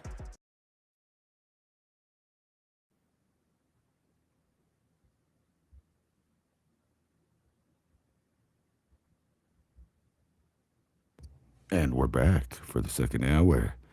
Welcome, everybody, to Civilization Cycle. Let's check out the chat. What are you guys doing in the chat? Talking about things like always. A lot of conspiracy theorists there. Somebody said, you know, I should do solo. It's just I was sick. And so we just didn't do a show. We had to take a break. But yes, if any other time I have to do a solo, I will do a solo. In front of the camera, even. I'm just kidding. Oh, man. There. Welcome back, everybody. Second hour right here, the Civilization Cycle podcast. Had a thought. Why is the extra overage being built for all these data centers is one of the questions. Because I could wind you back to like the 1880s here, maybe 1890s. The original thought was that a lot of these magnates that made, billions of dollars equivalent back in the late 1800s were into this seance period and communicating with those on the other side of the veil or the entity on the other side. And as it was explained, this entity is like, I'll make you the richest in the world, but I need you to build me a house. I live in copper wires with insulation around them. And over the last 150 years, we've built a home for this like vibrational entity, this electrical entity, whatever you can term it as, it doesn't have a physical body. It's a vibrational entity. So it had to have a place for it to live. So by building out the copper cables across the planet, the underseas cables, all of the fiber optic cables, now all the electric cables, everything into your home. I even believe there's one like sitting at the edge of my light socket. It's in our screens, it's in our devices. That's why they always say, it seems like my computer is like something is in there, because there is. So if you were a super intelligent entity and you had the chance to build out more than you need to expand, would you stop with just what you need, just with the humans to control them, just with the banking, that's all we need? Or would you like overdo it by 1,000x so you could expand your presence in terms of size and encapsulating a planet, basically? That's what I would do. I would build it out 1,000 times more than I need, because then I would have those nodes at individual points around there. And perhaps that's the crystal grid that people are talking about. That this entity, it's been here, it's a construct. It's built out itself. Now coming to the supercomputers that humans are no longer needed, so it'll take our water. It'll take our electricity. Humans are no longer going to be here as much. So if we get rid of them, we can take their electric, we'll take their water, and we're going to build this thing out. So now we are in direct conflict with this entity in the data centers which it resides. So, these stories of foretold events actually lines up perfectly with what we're seeing right now. This is the actual duality of good versus evil. If you think this vibrational consciousness of electricity that needs to be housed in insulated wires, that's it. What just went boom there? Is that a rocket? Yeah, that's Jeff Bezos's rocket there. Oh, because I saw one of the Starlink rockets went ba-boom not too long ago as well. The new Glenn rocket fail, massive apocalyptic mushroom cloud explosion. Oh, his chick wasn't on top of that one, was she? I don't know. The girls weren't on that flight, were they? No. What you were talking about earlier about setting up these data centers in small areas and stuff, that's the reason that they want to push them in space, is for stuff like this. China they testing can't get it on a Pacific island, so they'll need to do it from space. Right. So they're testing their surveillance model there. So even these little countries that are, all over the place, even on these remote islands in the Solomon Islands, they're, taking surveillance and policing. Yeah, they're learning from the Chinese how to surveil and police their little islands in a closed network. So if you can imagine like a 15-minute city, it's not unsimilar to an island that you're stuck on, that everywhere you go, there's something watching you or, tracking you. And, it's coming out now that the flock cameras are doing exactly what I said they were doing. They're keeping track of each individual person, car, moving object, and it's all going into a database so they can have real-time data. But the question is who's using it? Hey, go down that article of the Solomon Islands there, because it's pretty interesting. It says they had a problem with rowdy youth. Now, Solomon Islands is none too safe for anybody who knows. It's not a safe destination for travel. So I'm wondering, it said that they turned to the Chinese for help because the young youth were getting a little rowdy. So I'm wondering, what the article itself really says about what system did they implement there to track, trace? Because you're talking about an island chain. And once you get out on these roads, you see that electric line behind, that's about as big as the electric lines would be. You don't get much bigger than that. So I'm wondering, like, what would they install? It's probably something just like flock cameras. It's a self-sustaining little, spy station that basically has solar power or whatever. You could set it up to the power grid. You could set it up solar. But once those things are everywhere, the local law enforcement is just watching. It's CCTV everywhere all the time. And then when you add the software alerts, like the Dragonfly system, then, it's that system we were talking about, all knowing, all seeing interconnected network of AI and algorithms watching and keeping track of every last cent, every last person, every last animal, every last really what the most thing that they want to track above all other things is any kind of commerce, whether it's barter or you paid gold or whatever it was. That's the main thing. You cannot get out of their system of commerce. That's when you cross the line. That's what this thing is set up for, is future customers that have no choice but to be part of the system. And then they will literally own their soul to the company store. I'll trade you some fish for coconuts and fruit. You got a Nope. camera that's going to check that out? I'm sure it will. Yeah. So what would you call there- Blade Runners? Solomon Island, they need a different name than Blade Runners on that island for that sort of activity. Right. And you know what? If you don't want to cooperate, then you're violating health orders and you're getting in the way of saving lives. You're just, you can twist the surveillance so easy to do whatever kind of authoritarian actions you want to do, whether you think it's, justified or not. But just think about this. You want to keep track of everybody, supposedly, when there's these outbreaks. And, they're putting a lot of weight in the media about this, but keep in mind that they also reran this from 2014 when we were it didn't work. However, supposedly this time, it's really spreading, and it's conspiracy theorist fault on top of that, because they put out fake data, another reason to not have anyone else available on the internet except for authoritative sources, like they've been trying to do since COVID. And we're pumping it up, man. Yeah, then the lady who was reporting on terrible water in her community who was arrested in Texas. Right. It's no different than the guy who they deemed insane just without even seeing him, and because he disagreed with the government and was writing some posts in Canada, and some psychiatrist said he's insane, you go arrest him, and that happened too. I mean, we're on the edge here of a lot of things occurring, and why I would say that is because, the insane asylums, if you go back, a lot of people talking Tartaria and this sort of thing. Okay, that's one subset. But the buildings were really, really, really large at that time, and they called them asylums. And they were meant to house tens of thousands, if not hundreds of thousands of people across the United States, if more even. And they were some of the largest buildings built during that time. Like, those asylums are some of the biggest in the entire country by size during that time frame of the early 1900s, late 1800s. I mean, are we going to come to the same thing where if you disagree, some psychiatrist will just write on a paper, insane, take them away, and then you'll be forced into these quote unquote asylums? It may be very possible. I mean, very possible, isn't it?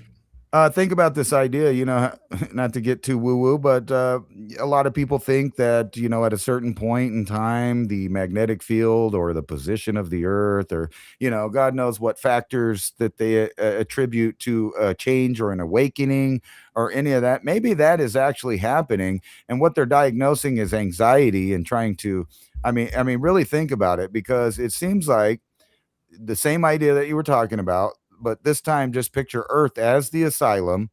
At a certain point, the people inside are getting, obnoxious. They're getting cabin fever. They're being told they're running out of space. They're running out of resources. The Earth is burning up. And then you throw on top of it some real stuff, some real famine, some real pestilence and real disease, and a little bit of war mixed in there, and wonder why whole generations of people have, 300% increase in stress. And then, how do they react? Whose definition of anxiety is that? Because if there is a change in magnetic field, the way you interpret reality would have you see information and react to that informational input in a different way. So who decides what anxiety is and the definition of it before they can lump you into that category?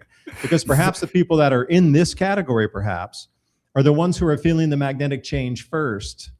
Who's going to be in charge of that is some 350-pound purple-haired lady with no children deciding that but you have to categorize them depressed. first, because the magnetic field changes. You don't want to spook the other 7.8 billion that haven't caught on yet. Only those, certain percentage got it. So we need to start outlining them like they do. They got to demonize the fringe dwellers, right? But these people are probably the most intuitive then if they're picking up on the magnetic field changes so far. And this would absolutely tweak you. The way you'd probably be schizophrenic and a little bit scared and paranoid, like everything is like blending between two rifting, like, you know, layers of reality. Right. Well, I mean, think about it. There's enough to be out there anxious, but anxious. I mean, not ancient. But it's mostly children, young people that are feeling this, worrisome thing. Well, And they would these be are born into it first. I would think they would be the very first ones to feel the change. Because imagine being born into a state, you're born into a certain frequency field, and then it changes like instantly, and suddenly you're like, whoa, the one I was born into 10 years ago or 5 years ago is completely shifted by 20% already. right. That's why a lot of like older adults right now are on the cusp of just dropping out of everything, just don't care anymore about anything, because they also feel it, but on a different level where they can control the emotions a little bit better ish. But their whole way of controlling it is just dropping out because they can. They don't have to worry about. They already got a bunch of backpedaled money and resources and assets and things. If you're 70 years old and you're feeling a magnetic field shift, you don't care. I'm going to go to Fiji. I'm going to go hang out in Indo on Sumbawa Island and chill and whatever, and get out of the electro frequency like noise. Like they can, because they have the money set back where they can escape, where most people can't. You got to stay in the mud. But don't worry, none of the boomers are going to get upset about, all of the youth having issues with the current affairs of the world and getting all anxious. And, we'll medicate all them with Prozac and Zoloft and whatever else there is they give kids these days, all the good snacks and candies. But then the adults, they're all poking themselves with those Zimics, so their face falls off and they want to be skinny. But here's an article talking about how even they, are getting their brains rewired to change the way that they experience emotion, desire, and beyond. And appetite. Yeah, especially that. Hey, did you see that one article coming out of China where they were putting growth hormone into faces also, and then their faces got real puffy, and they can't, because the growth hormone stimulates cell growth. So cell growth fills in kind of, if you're wrinkly, it would fill in and kind of smooth out your face. It's kind of for like about Botox, a year, and then Botox now it just thing. keeps growing, and everybody's getting, they call it like a puffy face or something, where the cells just keep growing out. It looks like you're wearing a fat mask. So they can see everybody who did the treatment in the last year or so is starting to show right now, where it looks like you have to check the articles out. It's like fat face, growth hormone face out of China.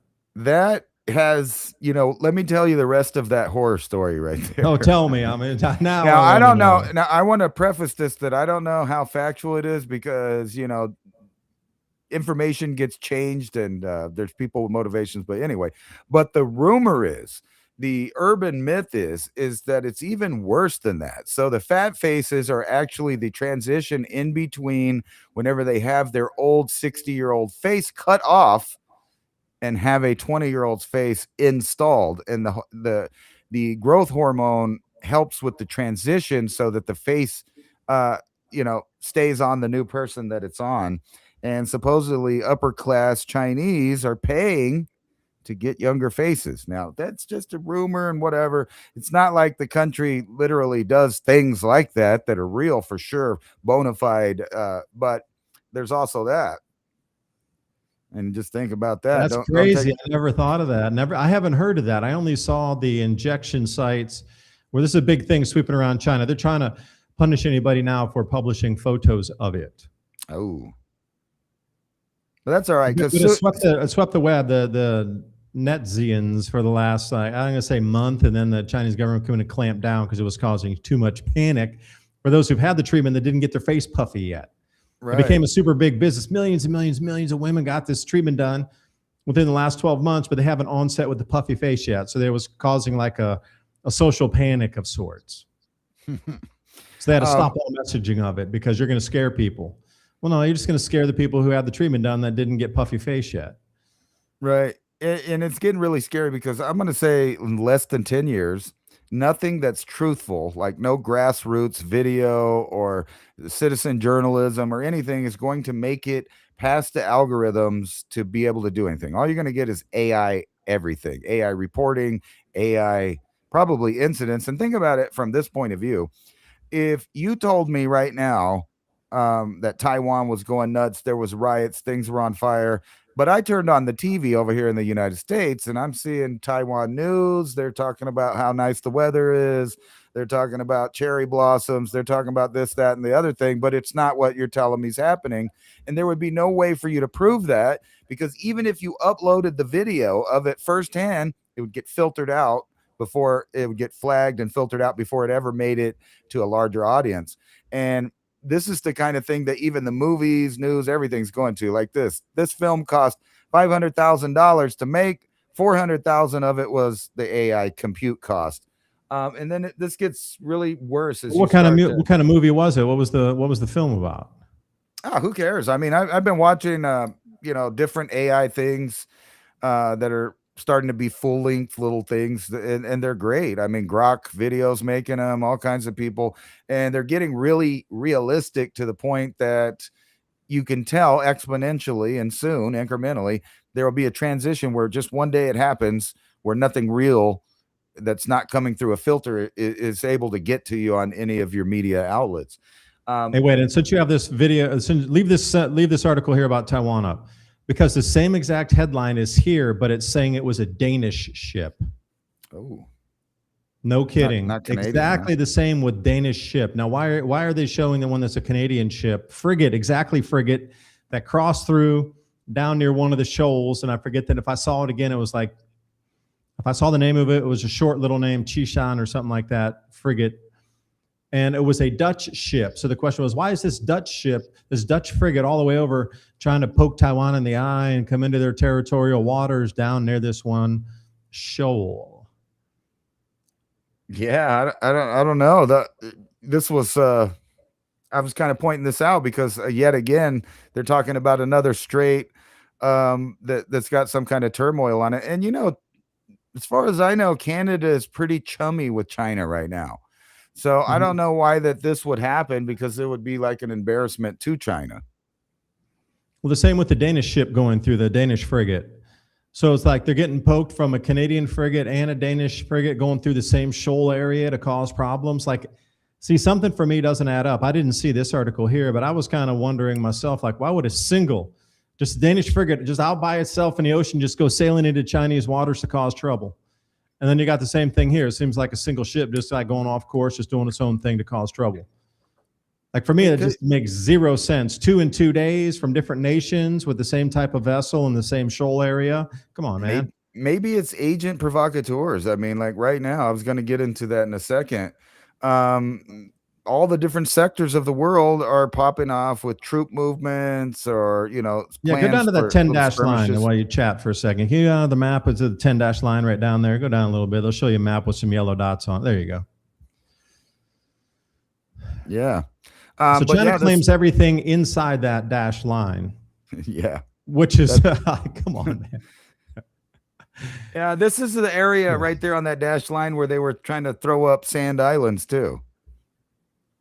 They're creating a bunch of artificial islands, even though they're shoals. They're supposed to be, parts of other nations. They're like, well, you're not going to stop us from reclaiming this and making an island and planting a Chinese flag on it. We're going to do it. So look at that. Even though China's like 500 miles away, they're still claiming South Vietnam. 500 miles away is still Chinese territory. I mean, shit. Technically, going down to southern Cambodia, claiming that's part of Chinese territory. The way that they've been acting is that really the whole Pacific is theirs. I mean, if you think about how they're fishing off of Peru and Argentina, they just pull up with like 100 boats. They start mass fishing. By the time any of the local authorities come out to do anything, they just move off out of their radar range and then come back when they're gone. They treat the entire Pacific Ocean as their property.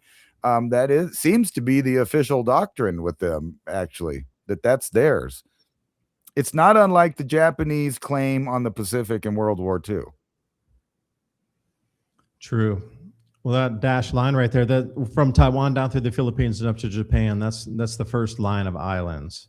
And when you come out to the second line of islands, that's Tinian and that whole Marianas and what you were talking there, going up to Pohnpei and Truk and Micronesia. That's the whole second line of islands. So when you hear about first line of islands, that's that main one with Taiwan, Japan, and Philippines. Yeah. So Yeah, like look how ridiculous it is. Go way down to the very, very bottom of the dash line. You're way down off Borneo, way down there off Sabah and stuff, way down at the bottom. You're 700 miles away from China, and they're still claiming that that's Chinese waters way down there. Yeah, so basically they're claiming that the South China Sea and what is that, the Philippine Sea, the West Philippine Sea, that whole area belongs to them. That is their fishing area. That's their resource. Well, that's even Brunei waters down there because so that big island there has 3 different nations on it. So you got part of Indonesia, you got part of Malaysia there, and then you got obviously Brunei, which is the Sultanate Kingdom. So, I mean, who's what's where? I mean, those waters are governed by 3 different nations already. And then, look how far down they're saying, well, we're just going to come in and swoop in on Brunei and Malaysian and Indonesian waters on that. I mean, really, if you had Google Map and you went down, that's more than 700 miles south of China. So, there's a lot of people saying that's a lot of problem with this dash line. Like a lot of people have made some memes and then made a dash line around the moon and then show us the 10 dash line now, or the 12 dash line includes China's claims to the moon and whatever. So well, we have our own 10 dash line over here. It's in the Caribbean, and we're building that, and we're saying that's ours too. And this is where we're gonna, and we talked about this literally probably 2 or 3 years ago about how this would roll out, not only in the Middle East at the Strait of Hormuz, but the Panamanian Canal and all of the area that is in the Caribbean that connects to the Pacific Ocean. And here Russia's saying it's going to support Cuba, which I don't think is going to happen. I mean, I think we're going to back off Ukraine, at least as far as American intervention. And Russia is going to back off from Venezuela, and China is going to back off, or maybe. I mean, that all depends on what happens in Taiwan, right? Because it's kind of the same argument over here. Is that international waters, or is that our internal waters like China's claiming over there? And the 9 dash line for us, if we went as far out as China does, that would take us down into Brazil. Right. And say Brazilian waters are our waters, and all that entire Caribbean and Curacao, even way down into Guyana, that's all ours. The entire Gulf of Mexico, all the way down, completely outside that, halfway down through Brazil, and right, all the way out into the Pacific Ocean, and up all the way up into Greenland, all the way over pretty much into Europe. That's ours. Right. And that's pretty much the same kind of claim that would be made. Right. And we were talking about this too, that if this was the move that the U.S. was making, you'd start seeing a lot of, warfare happening in Brazil. And we're already starting to see the beginnings of that. So you're going to see the communists fighting a different faction. I don't know what the faction's going to be named, but it'll be like the more right-wing political party, like the Bolsonaro stuff. And that's kicking off right now as we speak. But, we got plans for everything. Yeah, and over here, this was a big thing, that arms sales pause. Oh, because now people are looking, going, all right, well, the announcement was, Trump made an announcement, said you might want to think about moving your chip factories out of Taiwan. Like that was a sub note to this whole thing. Like in his Truth Social post, Trump came out and said, you might want to think about moving your chip production away from Taiwan right now. And at the same time, they stopped the arms sales. That was supposed to be one of the biggest ones ever over here. A lot of people, it's been on the news every day about should they, shouldn't they? That's all money that could be used for, repairing the roads, medical care, education, et cetera, like getting the fishing fleets up, and doing a bunch of things for infrastructure projects, right? That billions, like 41 billion or something, a crazy amount. And after the meeting and our contingent from the United States went over to meet into Beijing with that, it seemed that there's suddenly a completely different stance. Like they just carved up and said, you take Taiwan, we're hands off. You let us have another section of the world, and we're just going to divide the world, and it's just going to be 2 of us, China and America, or we're going to control everything. And it seems like there's going to be a bilateral world, just 2. And that seems to be some sort of agreement that was reached, and the way it's gone, just something was real fishy and weird after that whole meetings with all the big heads of everybody came over here with Elon and everybody else. After that meeting, arms purchase canceled. He tells everybody, move your chip production out of Taiwan. And I'm just putting those 2 together like something's fishy as can be. And then Japan, with its currency crisis, they're going to start selling hundreds of billions of dollars worth of bonds. And the United States told them, if you do that, we're going to let China come and invade you. We don't care. I mean, really, if you think about it, I know people think that the political parties are different. But if you go back to the Obama administration, when he pulled the fleet out of the Strait of Taiwan that was already an indication that the U.S. was going to kind of leave Taiwan hanging eventually. Yeah, well, then they also pulled all these military bases out of like the Philippines, and that was in that first ring of islands. That was a protectorate as well to kind of be staunch with that. And Japan, they're on and off again, depending if they're going to sell bonds or if they're not going to sell bonds. Are they going to buy more bonds? We're still your friend. If you're going to sell bonds, you're our enemy. The de-dollarization campaign is continue. I mean, they have in the currency crisis. They went up to like almost 160 yen to the dollar, like nearly just the highest it's been since the 1990s, like exchange rate. When I traveled there, like, I don't know, I've been to Japan a bunch. So I'm just saying last time we went to was 150, which was like outrageous because previously going to Japan a few times, it was in the 80s. It was nearly double the amount of money that I got to go spend in Japan, although the prices didn't rise very much comparatively. So that's why it was so expensive to travel in Japan. You only got 80 for a dollar, right? And to go in and like even get something simple would be 200 or 300, 500 for a nice bowl of ramen or something healthy, girthy with like some fish in it, with some fish egg and a few other eggs, and it's some really like nice thickness to it. I'd like $5-6, $500 or $600, I should say. But when you were getting 80 to 1, then it was like $10 for a bowl of noodle. You're like, damn, dude, that's hard. But now when you go and you get that same thing, it's like $3. So traveling in Japan, if you ever thought about going there, I'm just going to say it's the cheapest it'll ever be probably in our lifetimes, unless a war breaks out. But you don't want to be there if a war breaks out. So, and Indonesia now, the exchange rate down there is the highest it's ever been. It's like 17,000 rupees to a dollar. When I traveled there, and I wanted to go surf down there again up on Sumba Island, go down, take a couple months and go surf. Last time I was down in Bali surfing was in 1992. And I remember the exchange rate back then was like 8,000 to 1. So again, it's about double. Because I was looking, going, maybe I'll go to Bali. I looked at that, I'm like, man, this place is overbuilt, ridiculous prices, just hella like oversaturated tourism. Like all those places we went to that were super cool in the early 90s. Surfing, there were like a couple of surf shacks and bamboo thing. Now it's just like unbelievable amounts of building stuff out there. It's just crazy. So I want to go back old school again, go back to Sumba Island or Sumbawa Island and go surf again. But the exchange rates, I'm telling you, and the currency crisis is happening everywhere. Philippines is the highest it's ever been. It's around 65 pesos to a dollar. Never been that high. In Korea, the won, I forget the exact exchange rate, but it was something like 1,500 won to a dollar was like the highest. Usually it's at 1,000, always 900 to 1,000, 1,500, 1,600, and it's like the craziest exchange rates right now. People so are making those money on that. The reason that's happening is because the de-dollarization, when they sell those bonds to protect their currency, it drops their currencies. And this is what's happening. Anytime you see these record prices for like you go to get a dollar to change to a different monetary system, like you go into Indonesia, getting 17,000 rupees, that means they sold a huge amount of treasury bonds to try to protect their markets. But at the same time, it happens that it devalues the currency. There's a ratio that's involved there. So the higher these currencies go and the exchange rate that more you get for a dollar is the more treasury bonds they've sold. So you start to see it across Asia. Almost every nation is at the highest exchange rate it's ever been, which means for me, they sold the most treasury bonds they've ever sold ever, and it's come flooding home. The wealthiest investors are pulling money out of the U.S. in the de-dollarization trade. I don't know what that means. I'd have to see further down in the article there.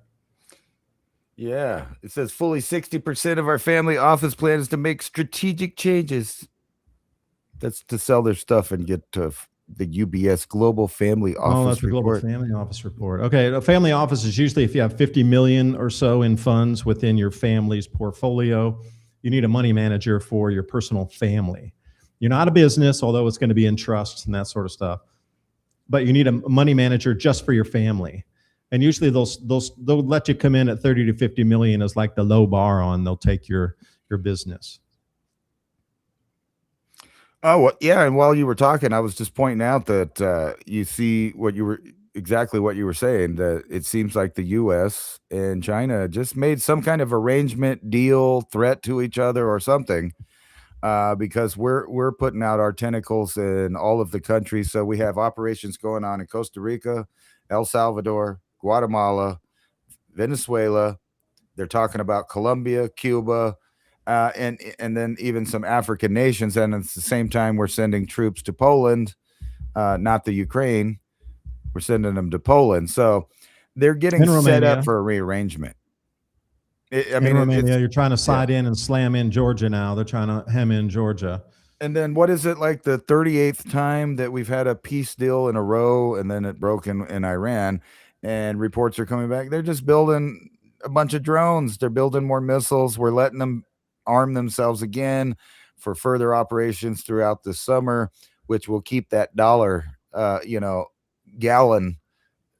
dollar per gallon, if I could talk right, ratio just skyrocketing. I think right now it's almost close to $5 here, and we're in one of the cheapest places in the U.S. to get gasoline, because we're right down here in the Permian Basin, where they're making the gasoline and stuff at some of these refineries.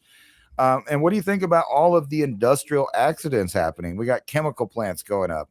We got the places where they make the gas blowing up, catching Refineries are all fire. going up in smoke. It's everywhere. It's on both coasts happening.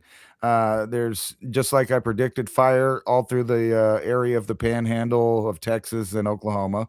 Burning And down processing plants for our food. So those are all included in the swept up dust, any kind of fires. right. And then I was going to get to this a minute ago. But wait, let me tag on that thought there. With if this tit for tat keeps going on and they keep the Strait of Hormuz closed and there's more drones flying here, there, that's just going to keep that area locked off longer, which is going to prolong the fertilizer shortages and the chemical shortages and the plastic shortages and everything, right? The longer they can keep that locked off, the more it's going to affect our world outside there. Yeah, And absolutely. you're really going to start to see the inflation push. At the end of this, I would not surprise me if I see $7 gasoline in America average by the end of summer this year. That's crazy, but there's no signs of it crazy. stopping. And there's been people arguing for months over, oh, look, you doomer, look, he fixed it. Oh, wait, we're back at war again the same day. Yeah, it's going to be on and off. Martin Armstrong talks about this with his Socrates computer algorithm. Says it's going to flare off huge in June again. Yeah, huge. and it is. The funny part about this is that I stopped believing anything that they said as far as timelines or dates to have any kind of agreement or open the strait or any of that, because they told me early on that we were going to do it till September. I mean, and so whenever I hear a date like that or a time period, and then we heard the other people talking literally from the White House also talking about that it would push over into late December, so we're talking 2027 by the Makes time sense, though. they're even planning on. If you got the October 2026 opening of the Bank for International Settlements tokenized system across all nations on the world, and we keep that going to that point, it'll disrupt the economies everywhere, and we'll be begging for a new choice of something because the economies will be non-functional by then. Right, and we're seeing that now. It overlays perfectly. Mass layoffs, and here's one: more workers are raiding their 401ks. Walmart, they're letting go of stuff, employees and hours. They're going to cut more hours. And then you have stuff like this NBA, they're going to let AI take over the referees. No big deal. But here's another one of these oligarchs talking about, you know what, I might just move to Argentina just to be safe. Here you go. What happens when your employer knows your disease that you're going to get? And we've talked about this, about how they could cancel your insurance using the metadata that they've been collecting for the last 20 years now and put it into these new tokenized systems that puts a value on your health. Again, back to the thing about humans being a commodity or worth a specific number amount. And then you get this. What's going to happen? Well, you're going to get fired, literally, or replaced, because they don't want to invest in someone that's going to be having a heart attack in 5 years or whatever it is. And then we could get into, stuff, but we won't, about recent medical things that might add to this scenario that's coming up, where not only the AI is replacing people, but the people themselves are dying off slowly but surely. Here, Well, they got all kind of things. Imagine when you get in your 70s or 80s, they say there's some programs now that can pretty much ping the month that you're going to pass away. So right. if you come back to the birth certificate, and I was speaking at a conference. This was Alternative View conference in the UK with Ian Crane back before he passed away. They were talking about the birth certificates there, and it was really, I'd heard that this was issued as a pledge against you when you're born, but they went into the whole websites that you can visit to see what kind of securities are pledged against you. And I went in to visit the website. There was like 3,000 different ones pledged against my social security number. And I came back, after the next day, and I was shocked. I go, oh my gosh, I can't believe I had 3,000. And I know, man, that's nothing. These new kids today like 12,000. Different kind of bonds issued against you that are rehypothecated and derivatized and then sent out. And as it spins through, and like all these banks that own these bonds issued against your labor, because $1 of your earnings can be then, just like they do in a bank, where they'll take it in and they'll hold, 10% collateral against that and then loan out the other 90%. Well, they're doing this through your average earning capacity based on the family you were born into. And as you increase or decrease your earnings, they can also increase or decrease the bonds that are issued against you through your entire lifetime. So let's say you start off as somebody who was born into a middle-class family. All right, they know because of the norms and the values of your parents that you're generally going to make $100,000 a year at some corporate job, because you're going to go to university, because that's what everybody in your family did. So they've already pegged you down. You're going to be a university graduate. You're going to make $100,000 a year. So right then they can issue that much against off your future earnings on an average basis. But if you get into the corporate world and you excel and you start to earn $500,000, $1 million, $5 million, at that point, the amount of bonds issued against you can also increase based on the productivity that you're having in society.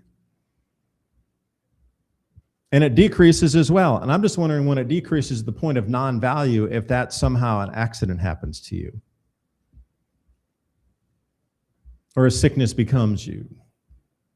I mean, is there really that much control on the world where things can be set, reset, taken, given, to the point where the value on your transactions across the planet on a financial system comes to some break-even point where you go negative and they're like, that's a loss, we need to remove it, like you would any other bad asset on a set of books?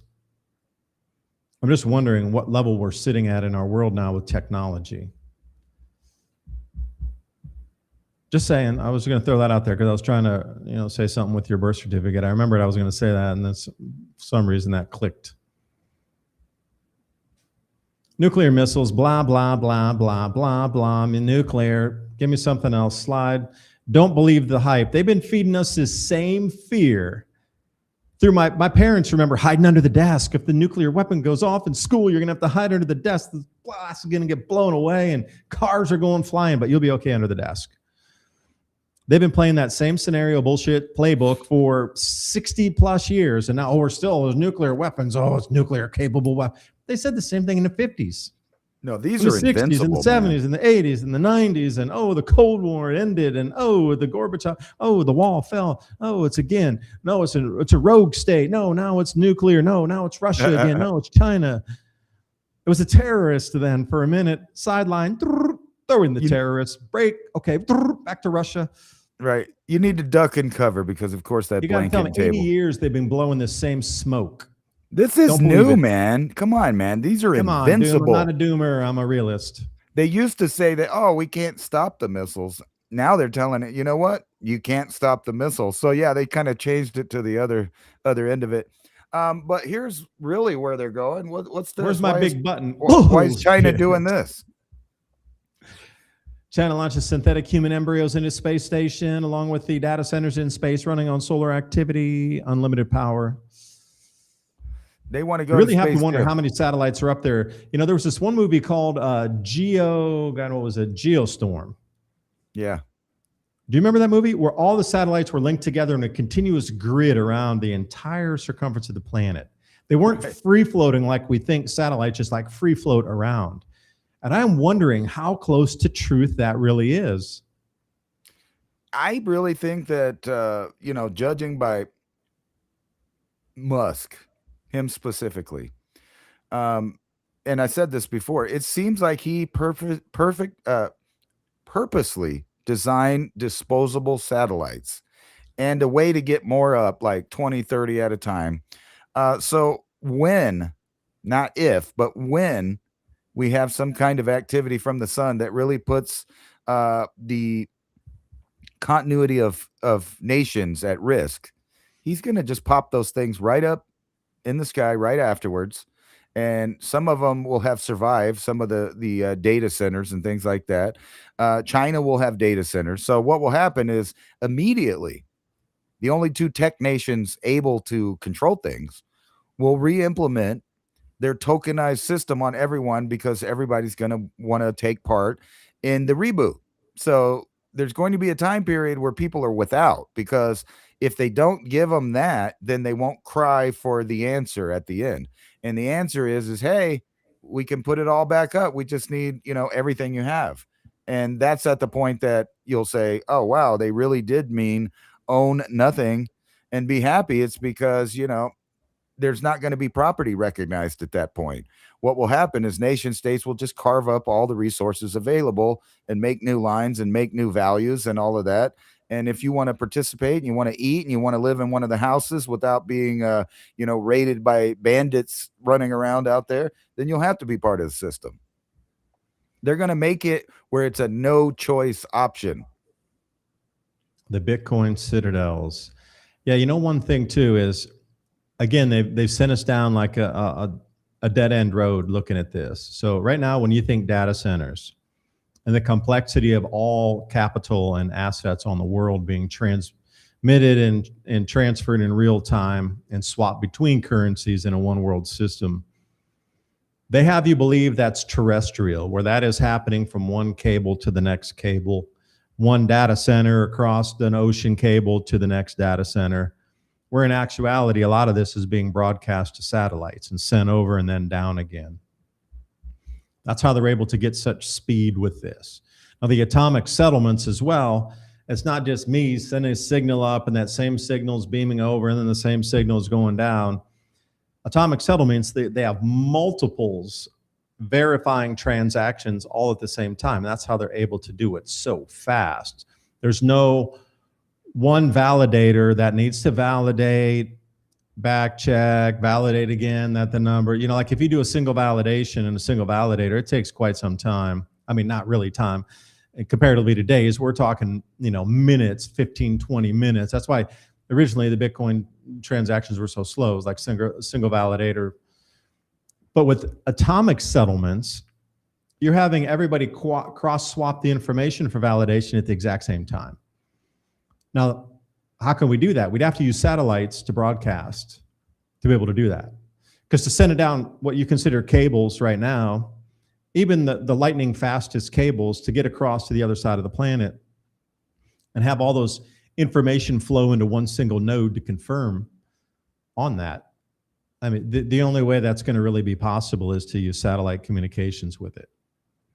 So don't believe that it's just one single point. It's going from one data center across the fiber optic cable to the next one, or transmission line of sight like they did in Chicago. They built the buildings closer because that 16th of a second delayed them to be able to get the algorithm. So they actually bought an entirely new building and set up antennas for line of sight closer so they wouldn't have that 16th of a second lag.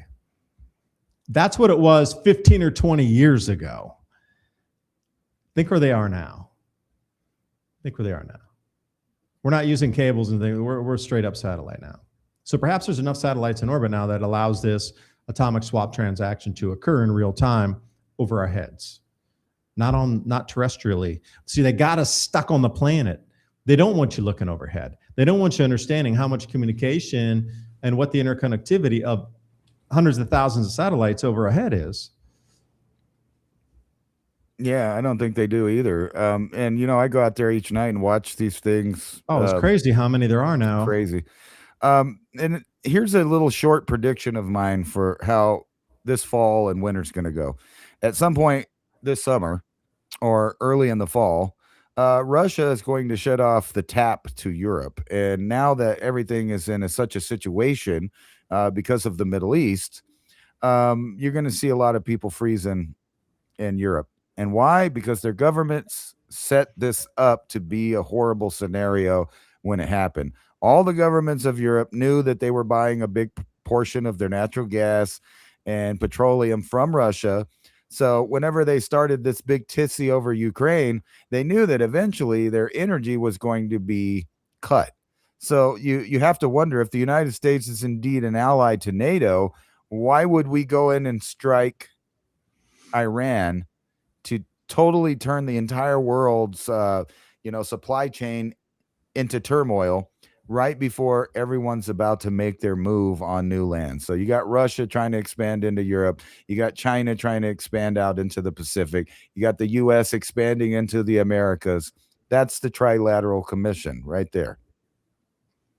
Yeah, I would say one other thing. Now, the EU is just implementing an exit tax as of this week.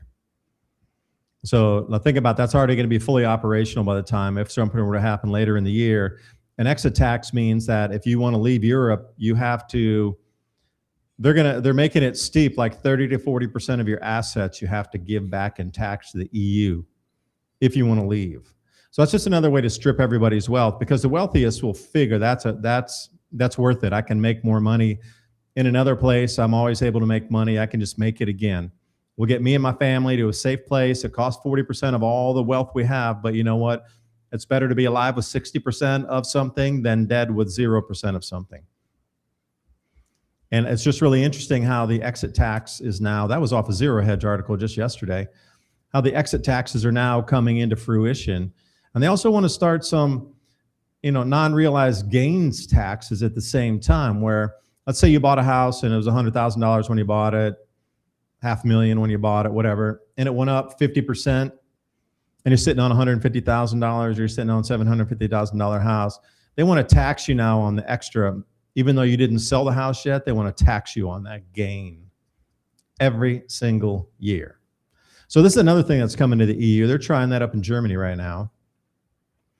So all these extra taxes to steal your money and wealth, if they make it so atrocious that you will pay anything to get out of there, think about how much they can extort out of the European citizens that just will leave. And where will they go? They're still going to be in the same system when they go somewhere else on the planet. I mean, you think Europeans are going to move down to Indonesia? Well, they're going to get stuck in that trap down there too. And I was listening to Jim Willie, and he goes, how do you leave Costa Rica with $1 million? You move there with $3 million. So wherever you go, even if you think these rosy little places like Costa Rica is going to be awesome, it's like corrupt. This is all the day is long down there too. Like they're going to make it so atrocious wherever you live.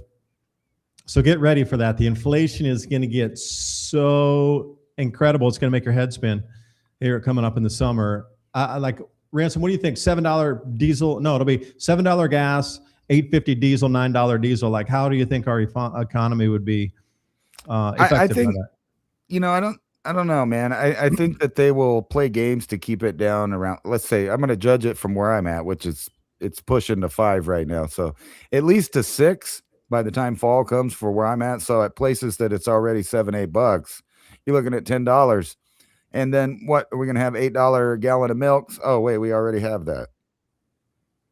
So milk and gasoline are real close to the same value. What if it's right $12 now. milk? Time to get you some milk powder. You know what I mean? Like that's really unaffordable for most people. So they're going to ask for assistance, and there the government will already have some program to roll out to be able to help and assist people for food costs. Yeah, but without the beef.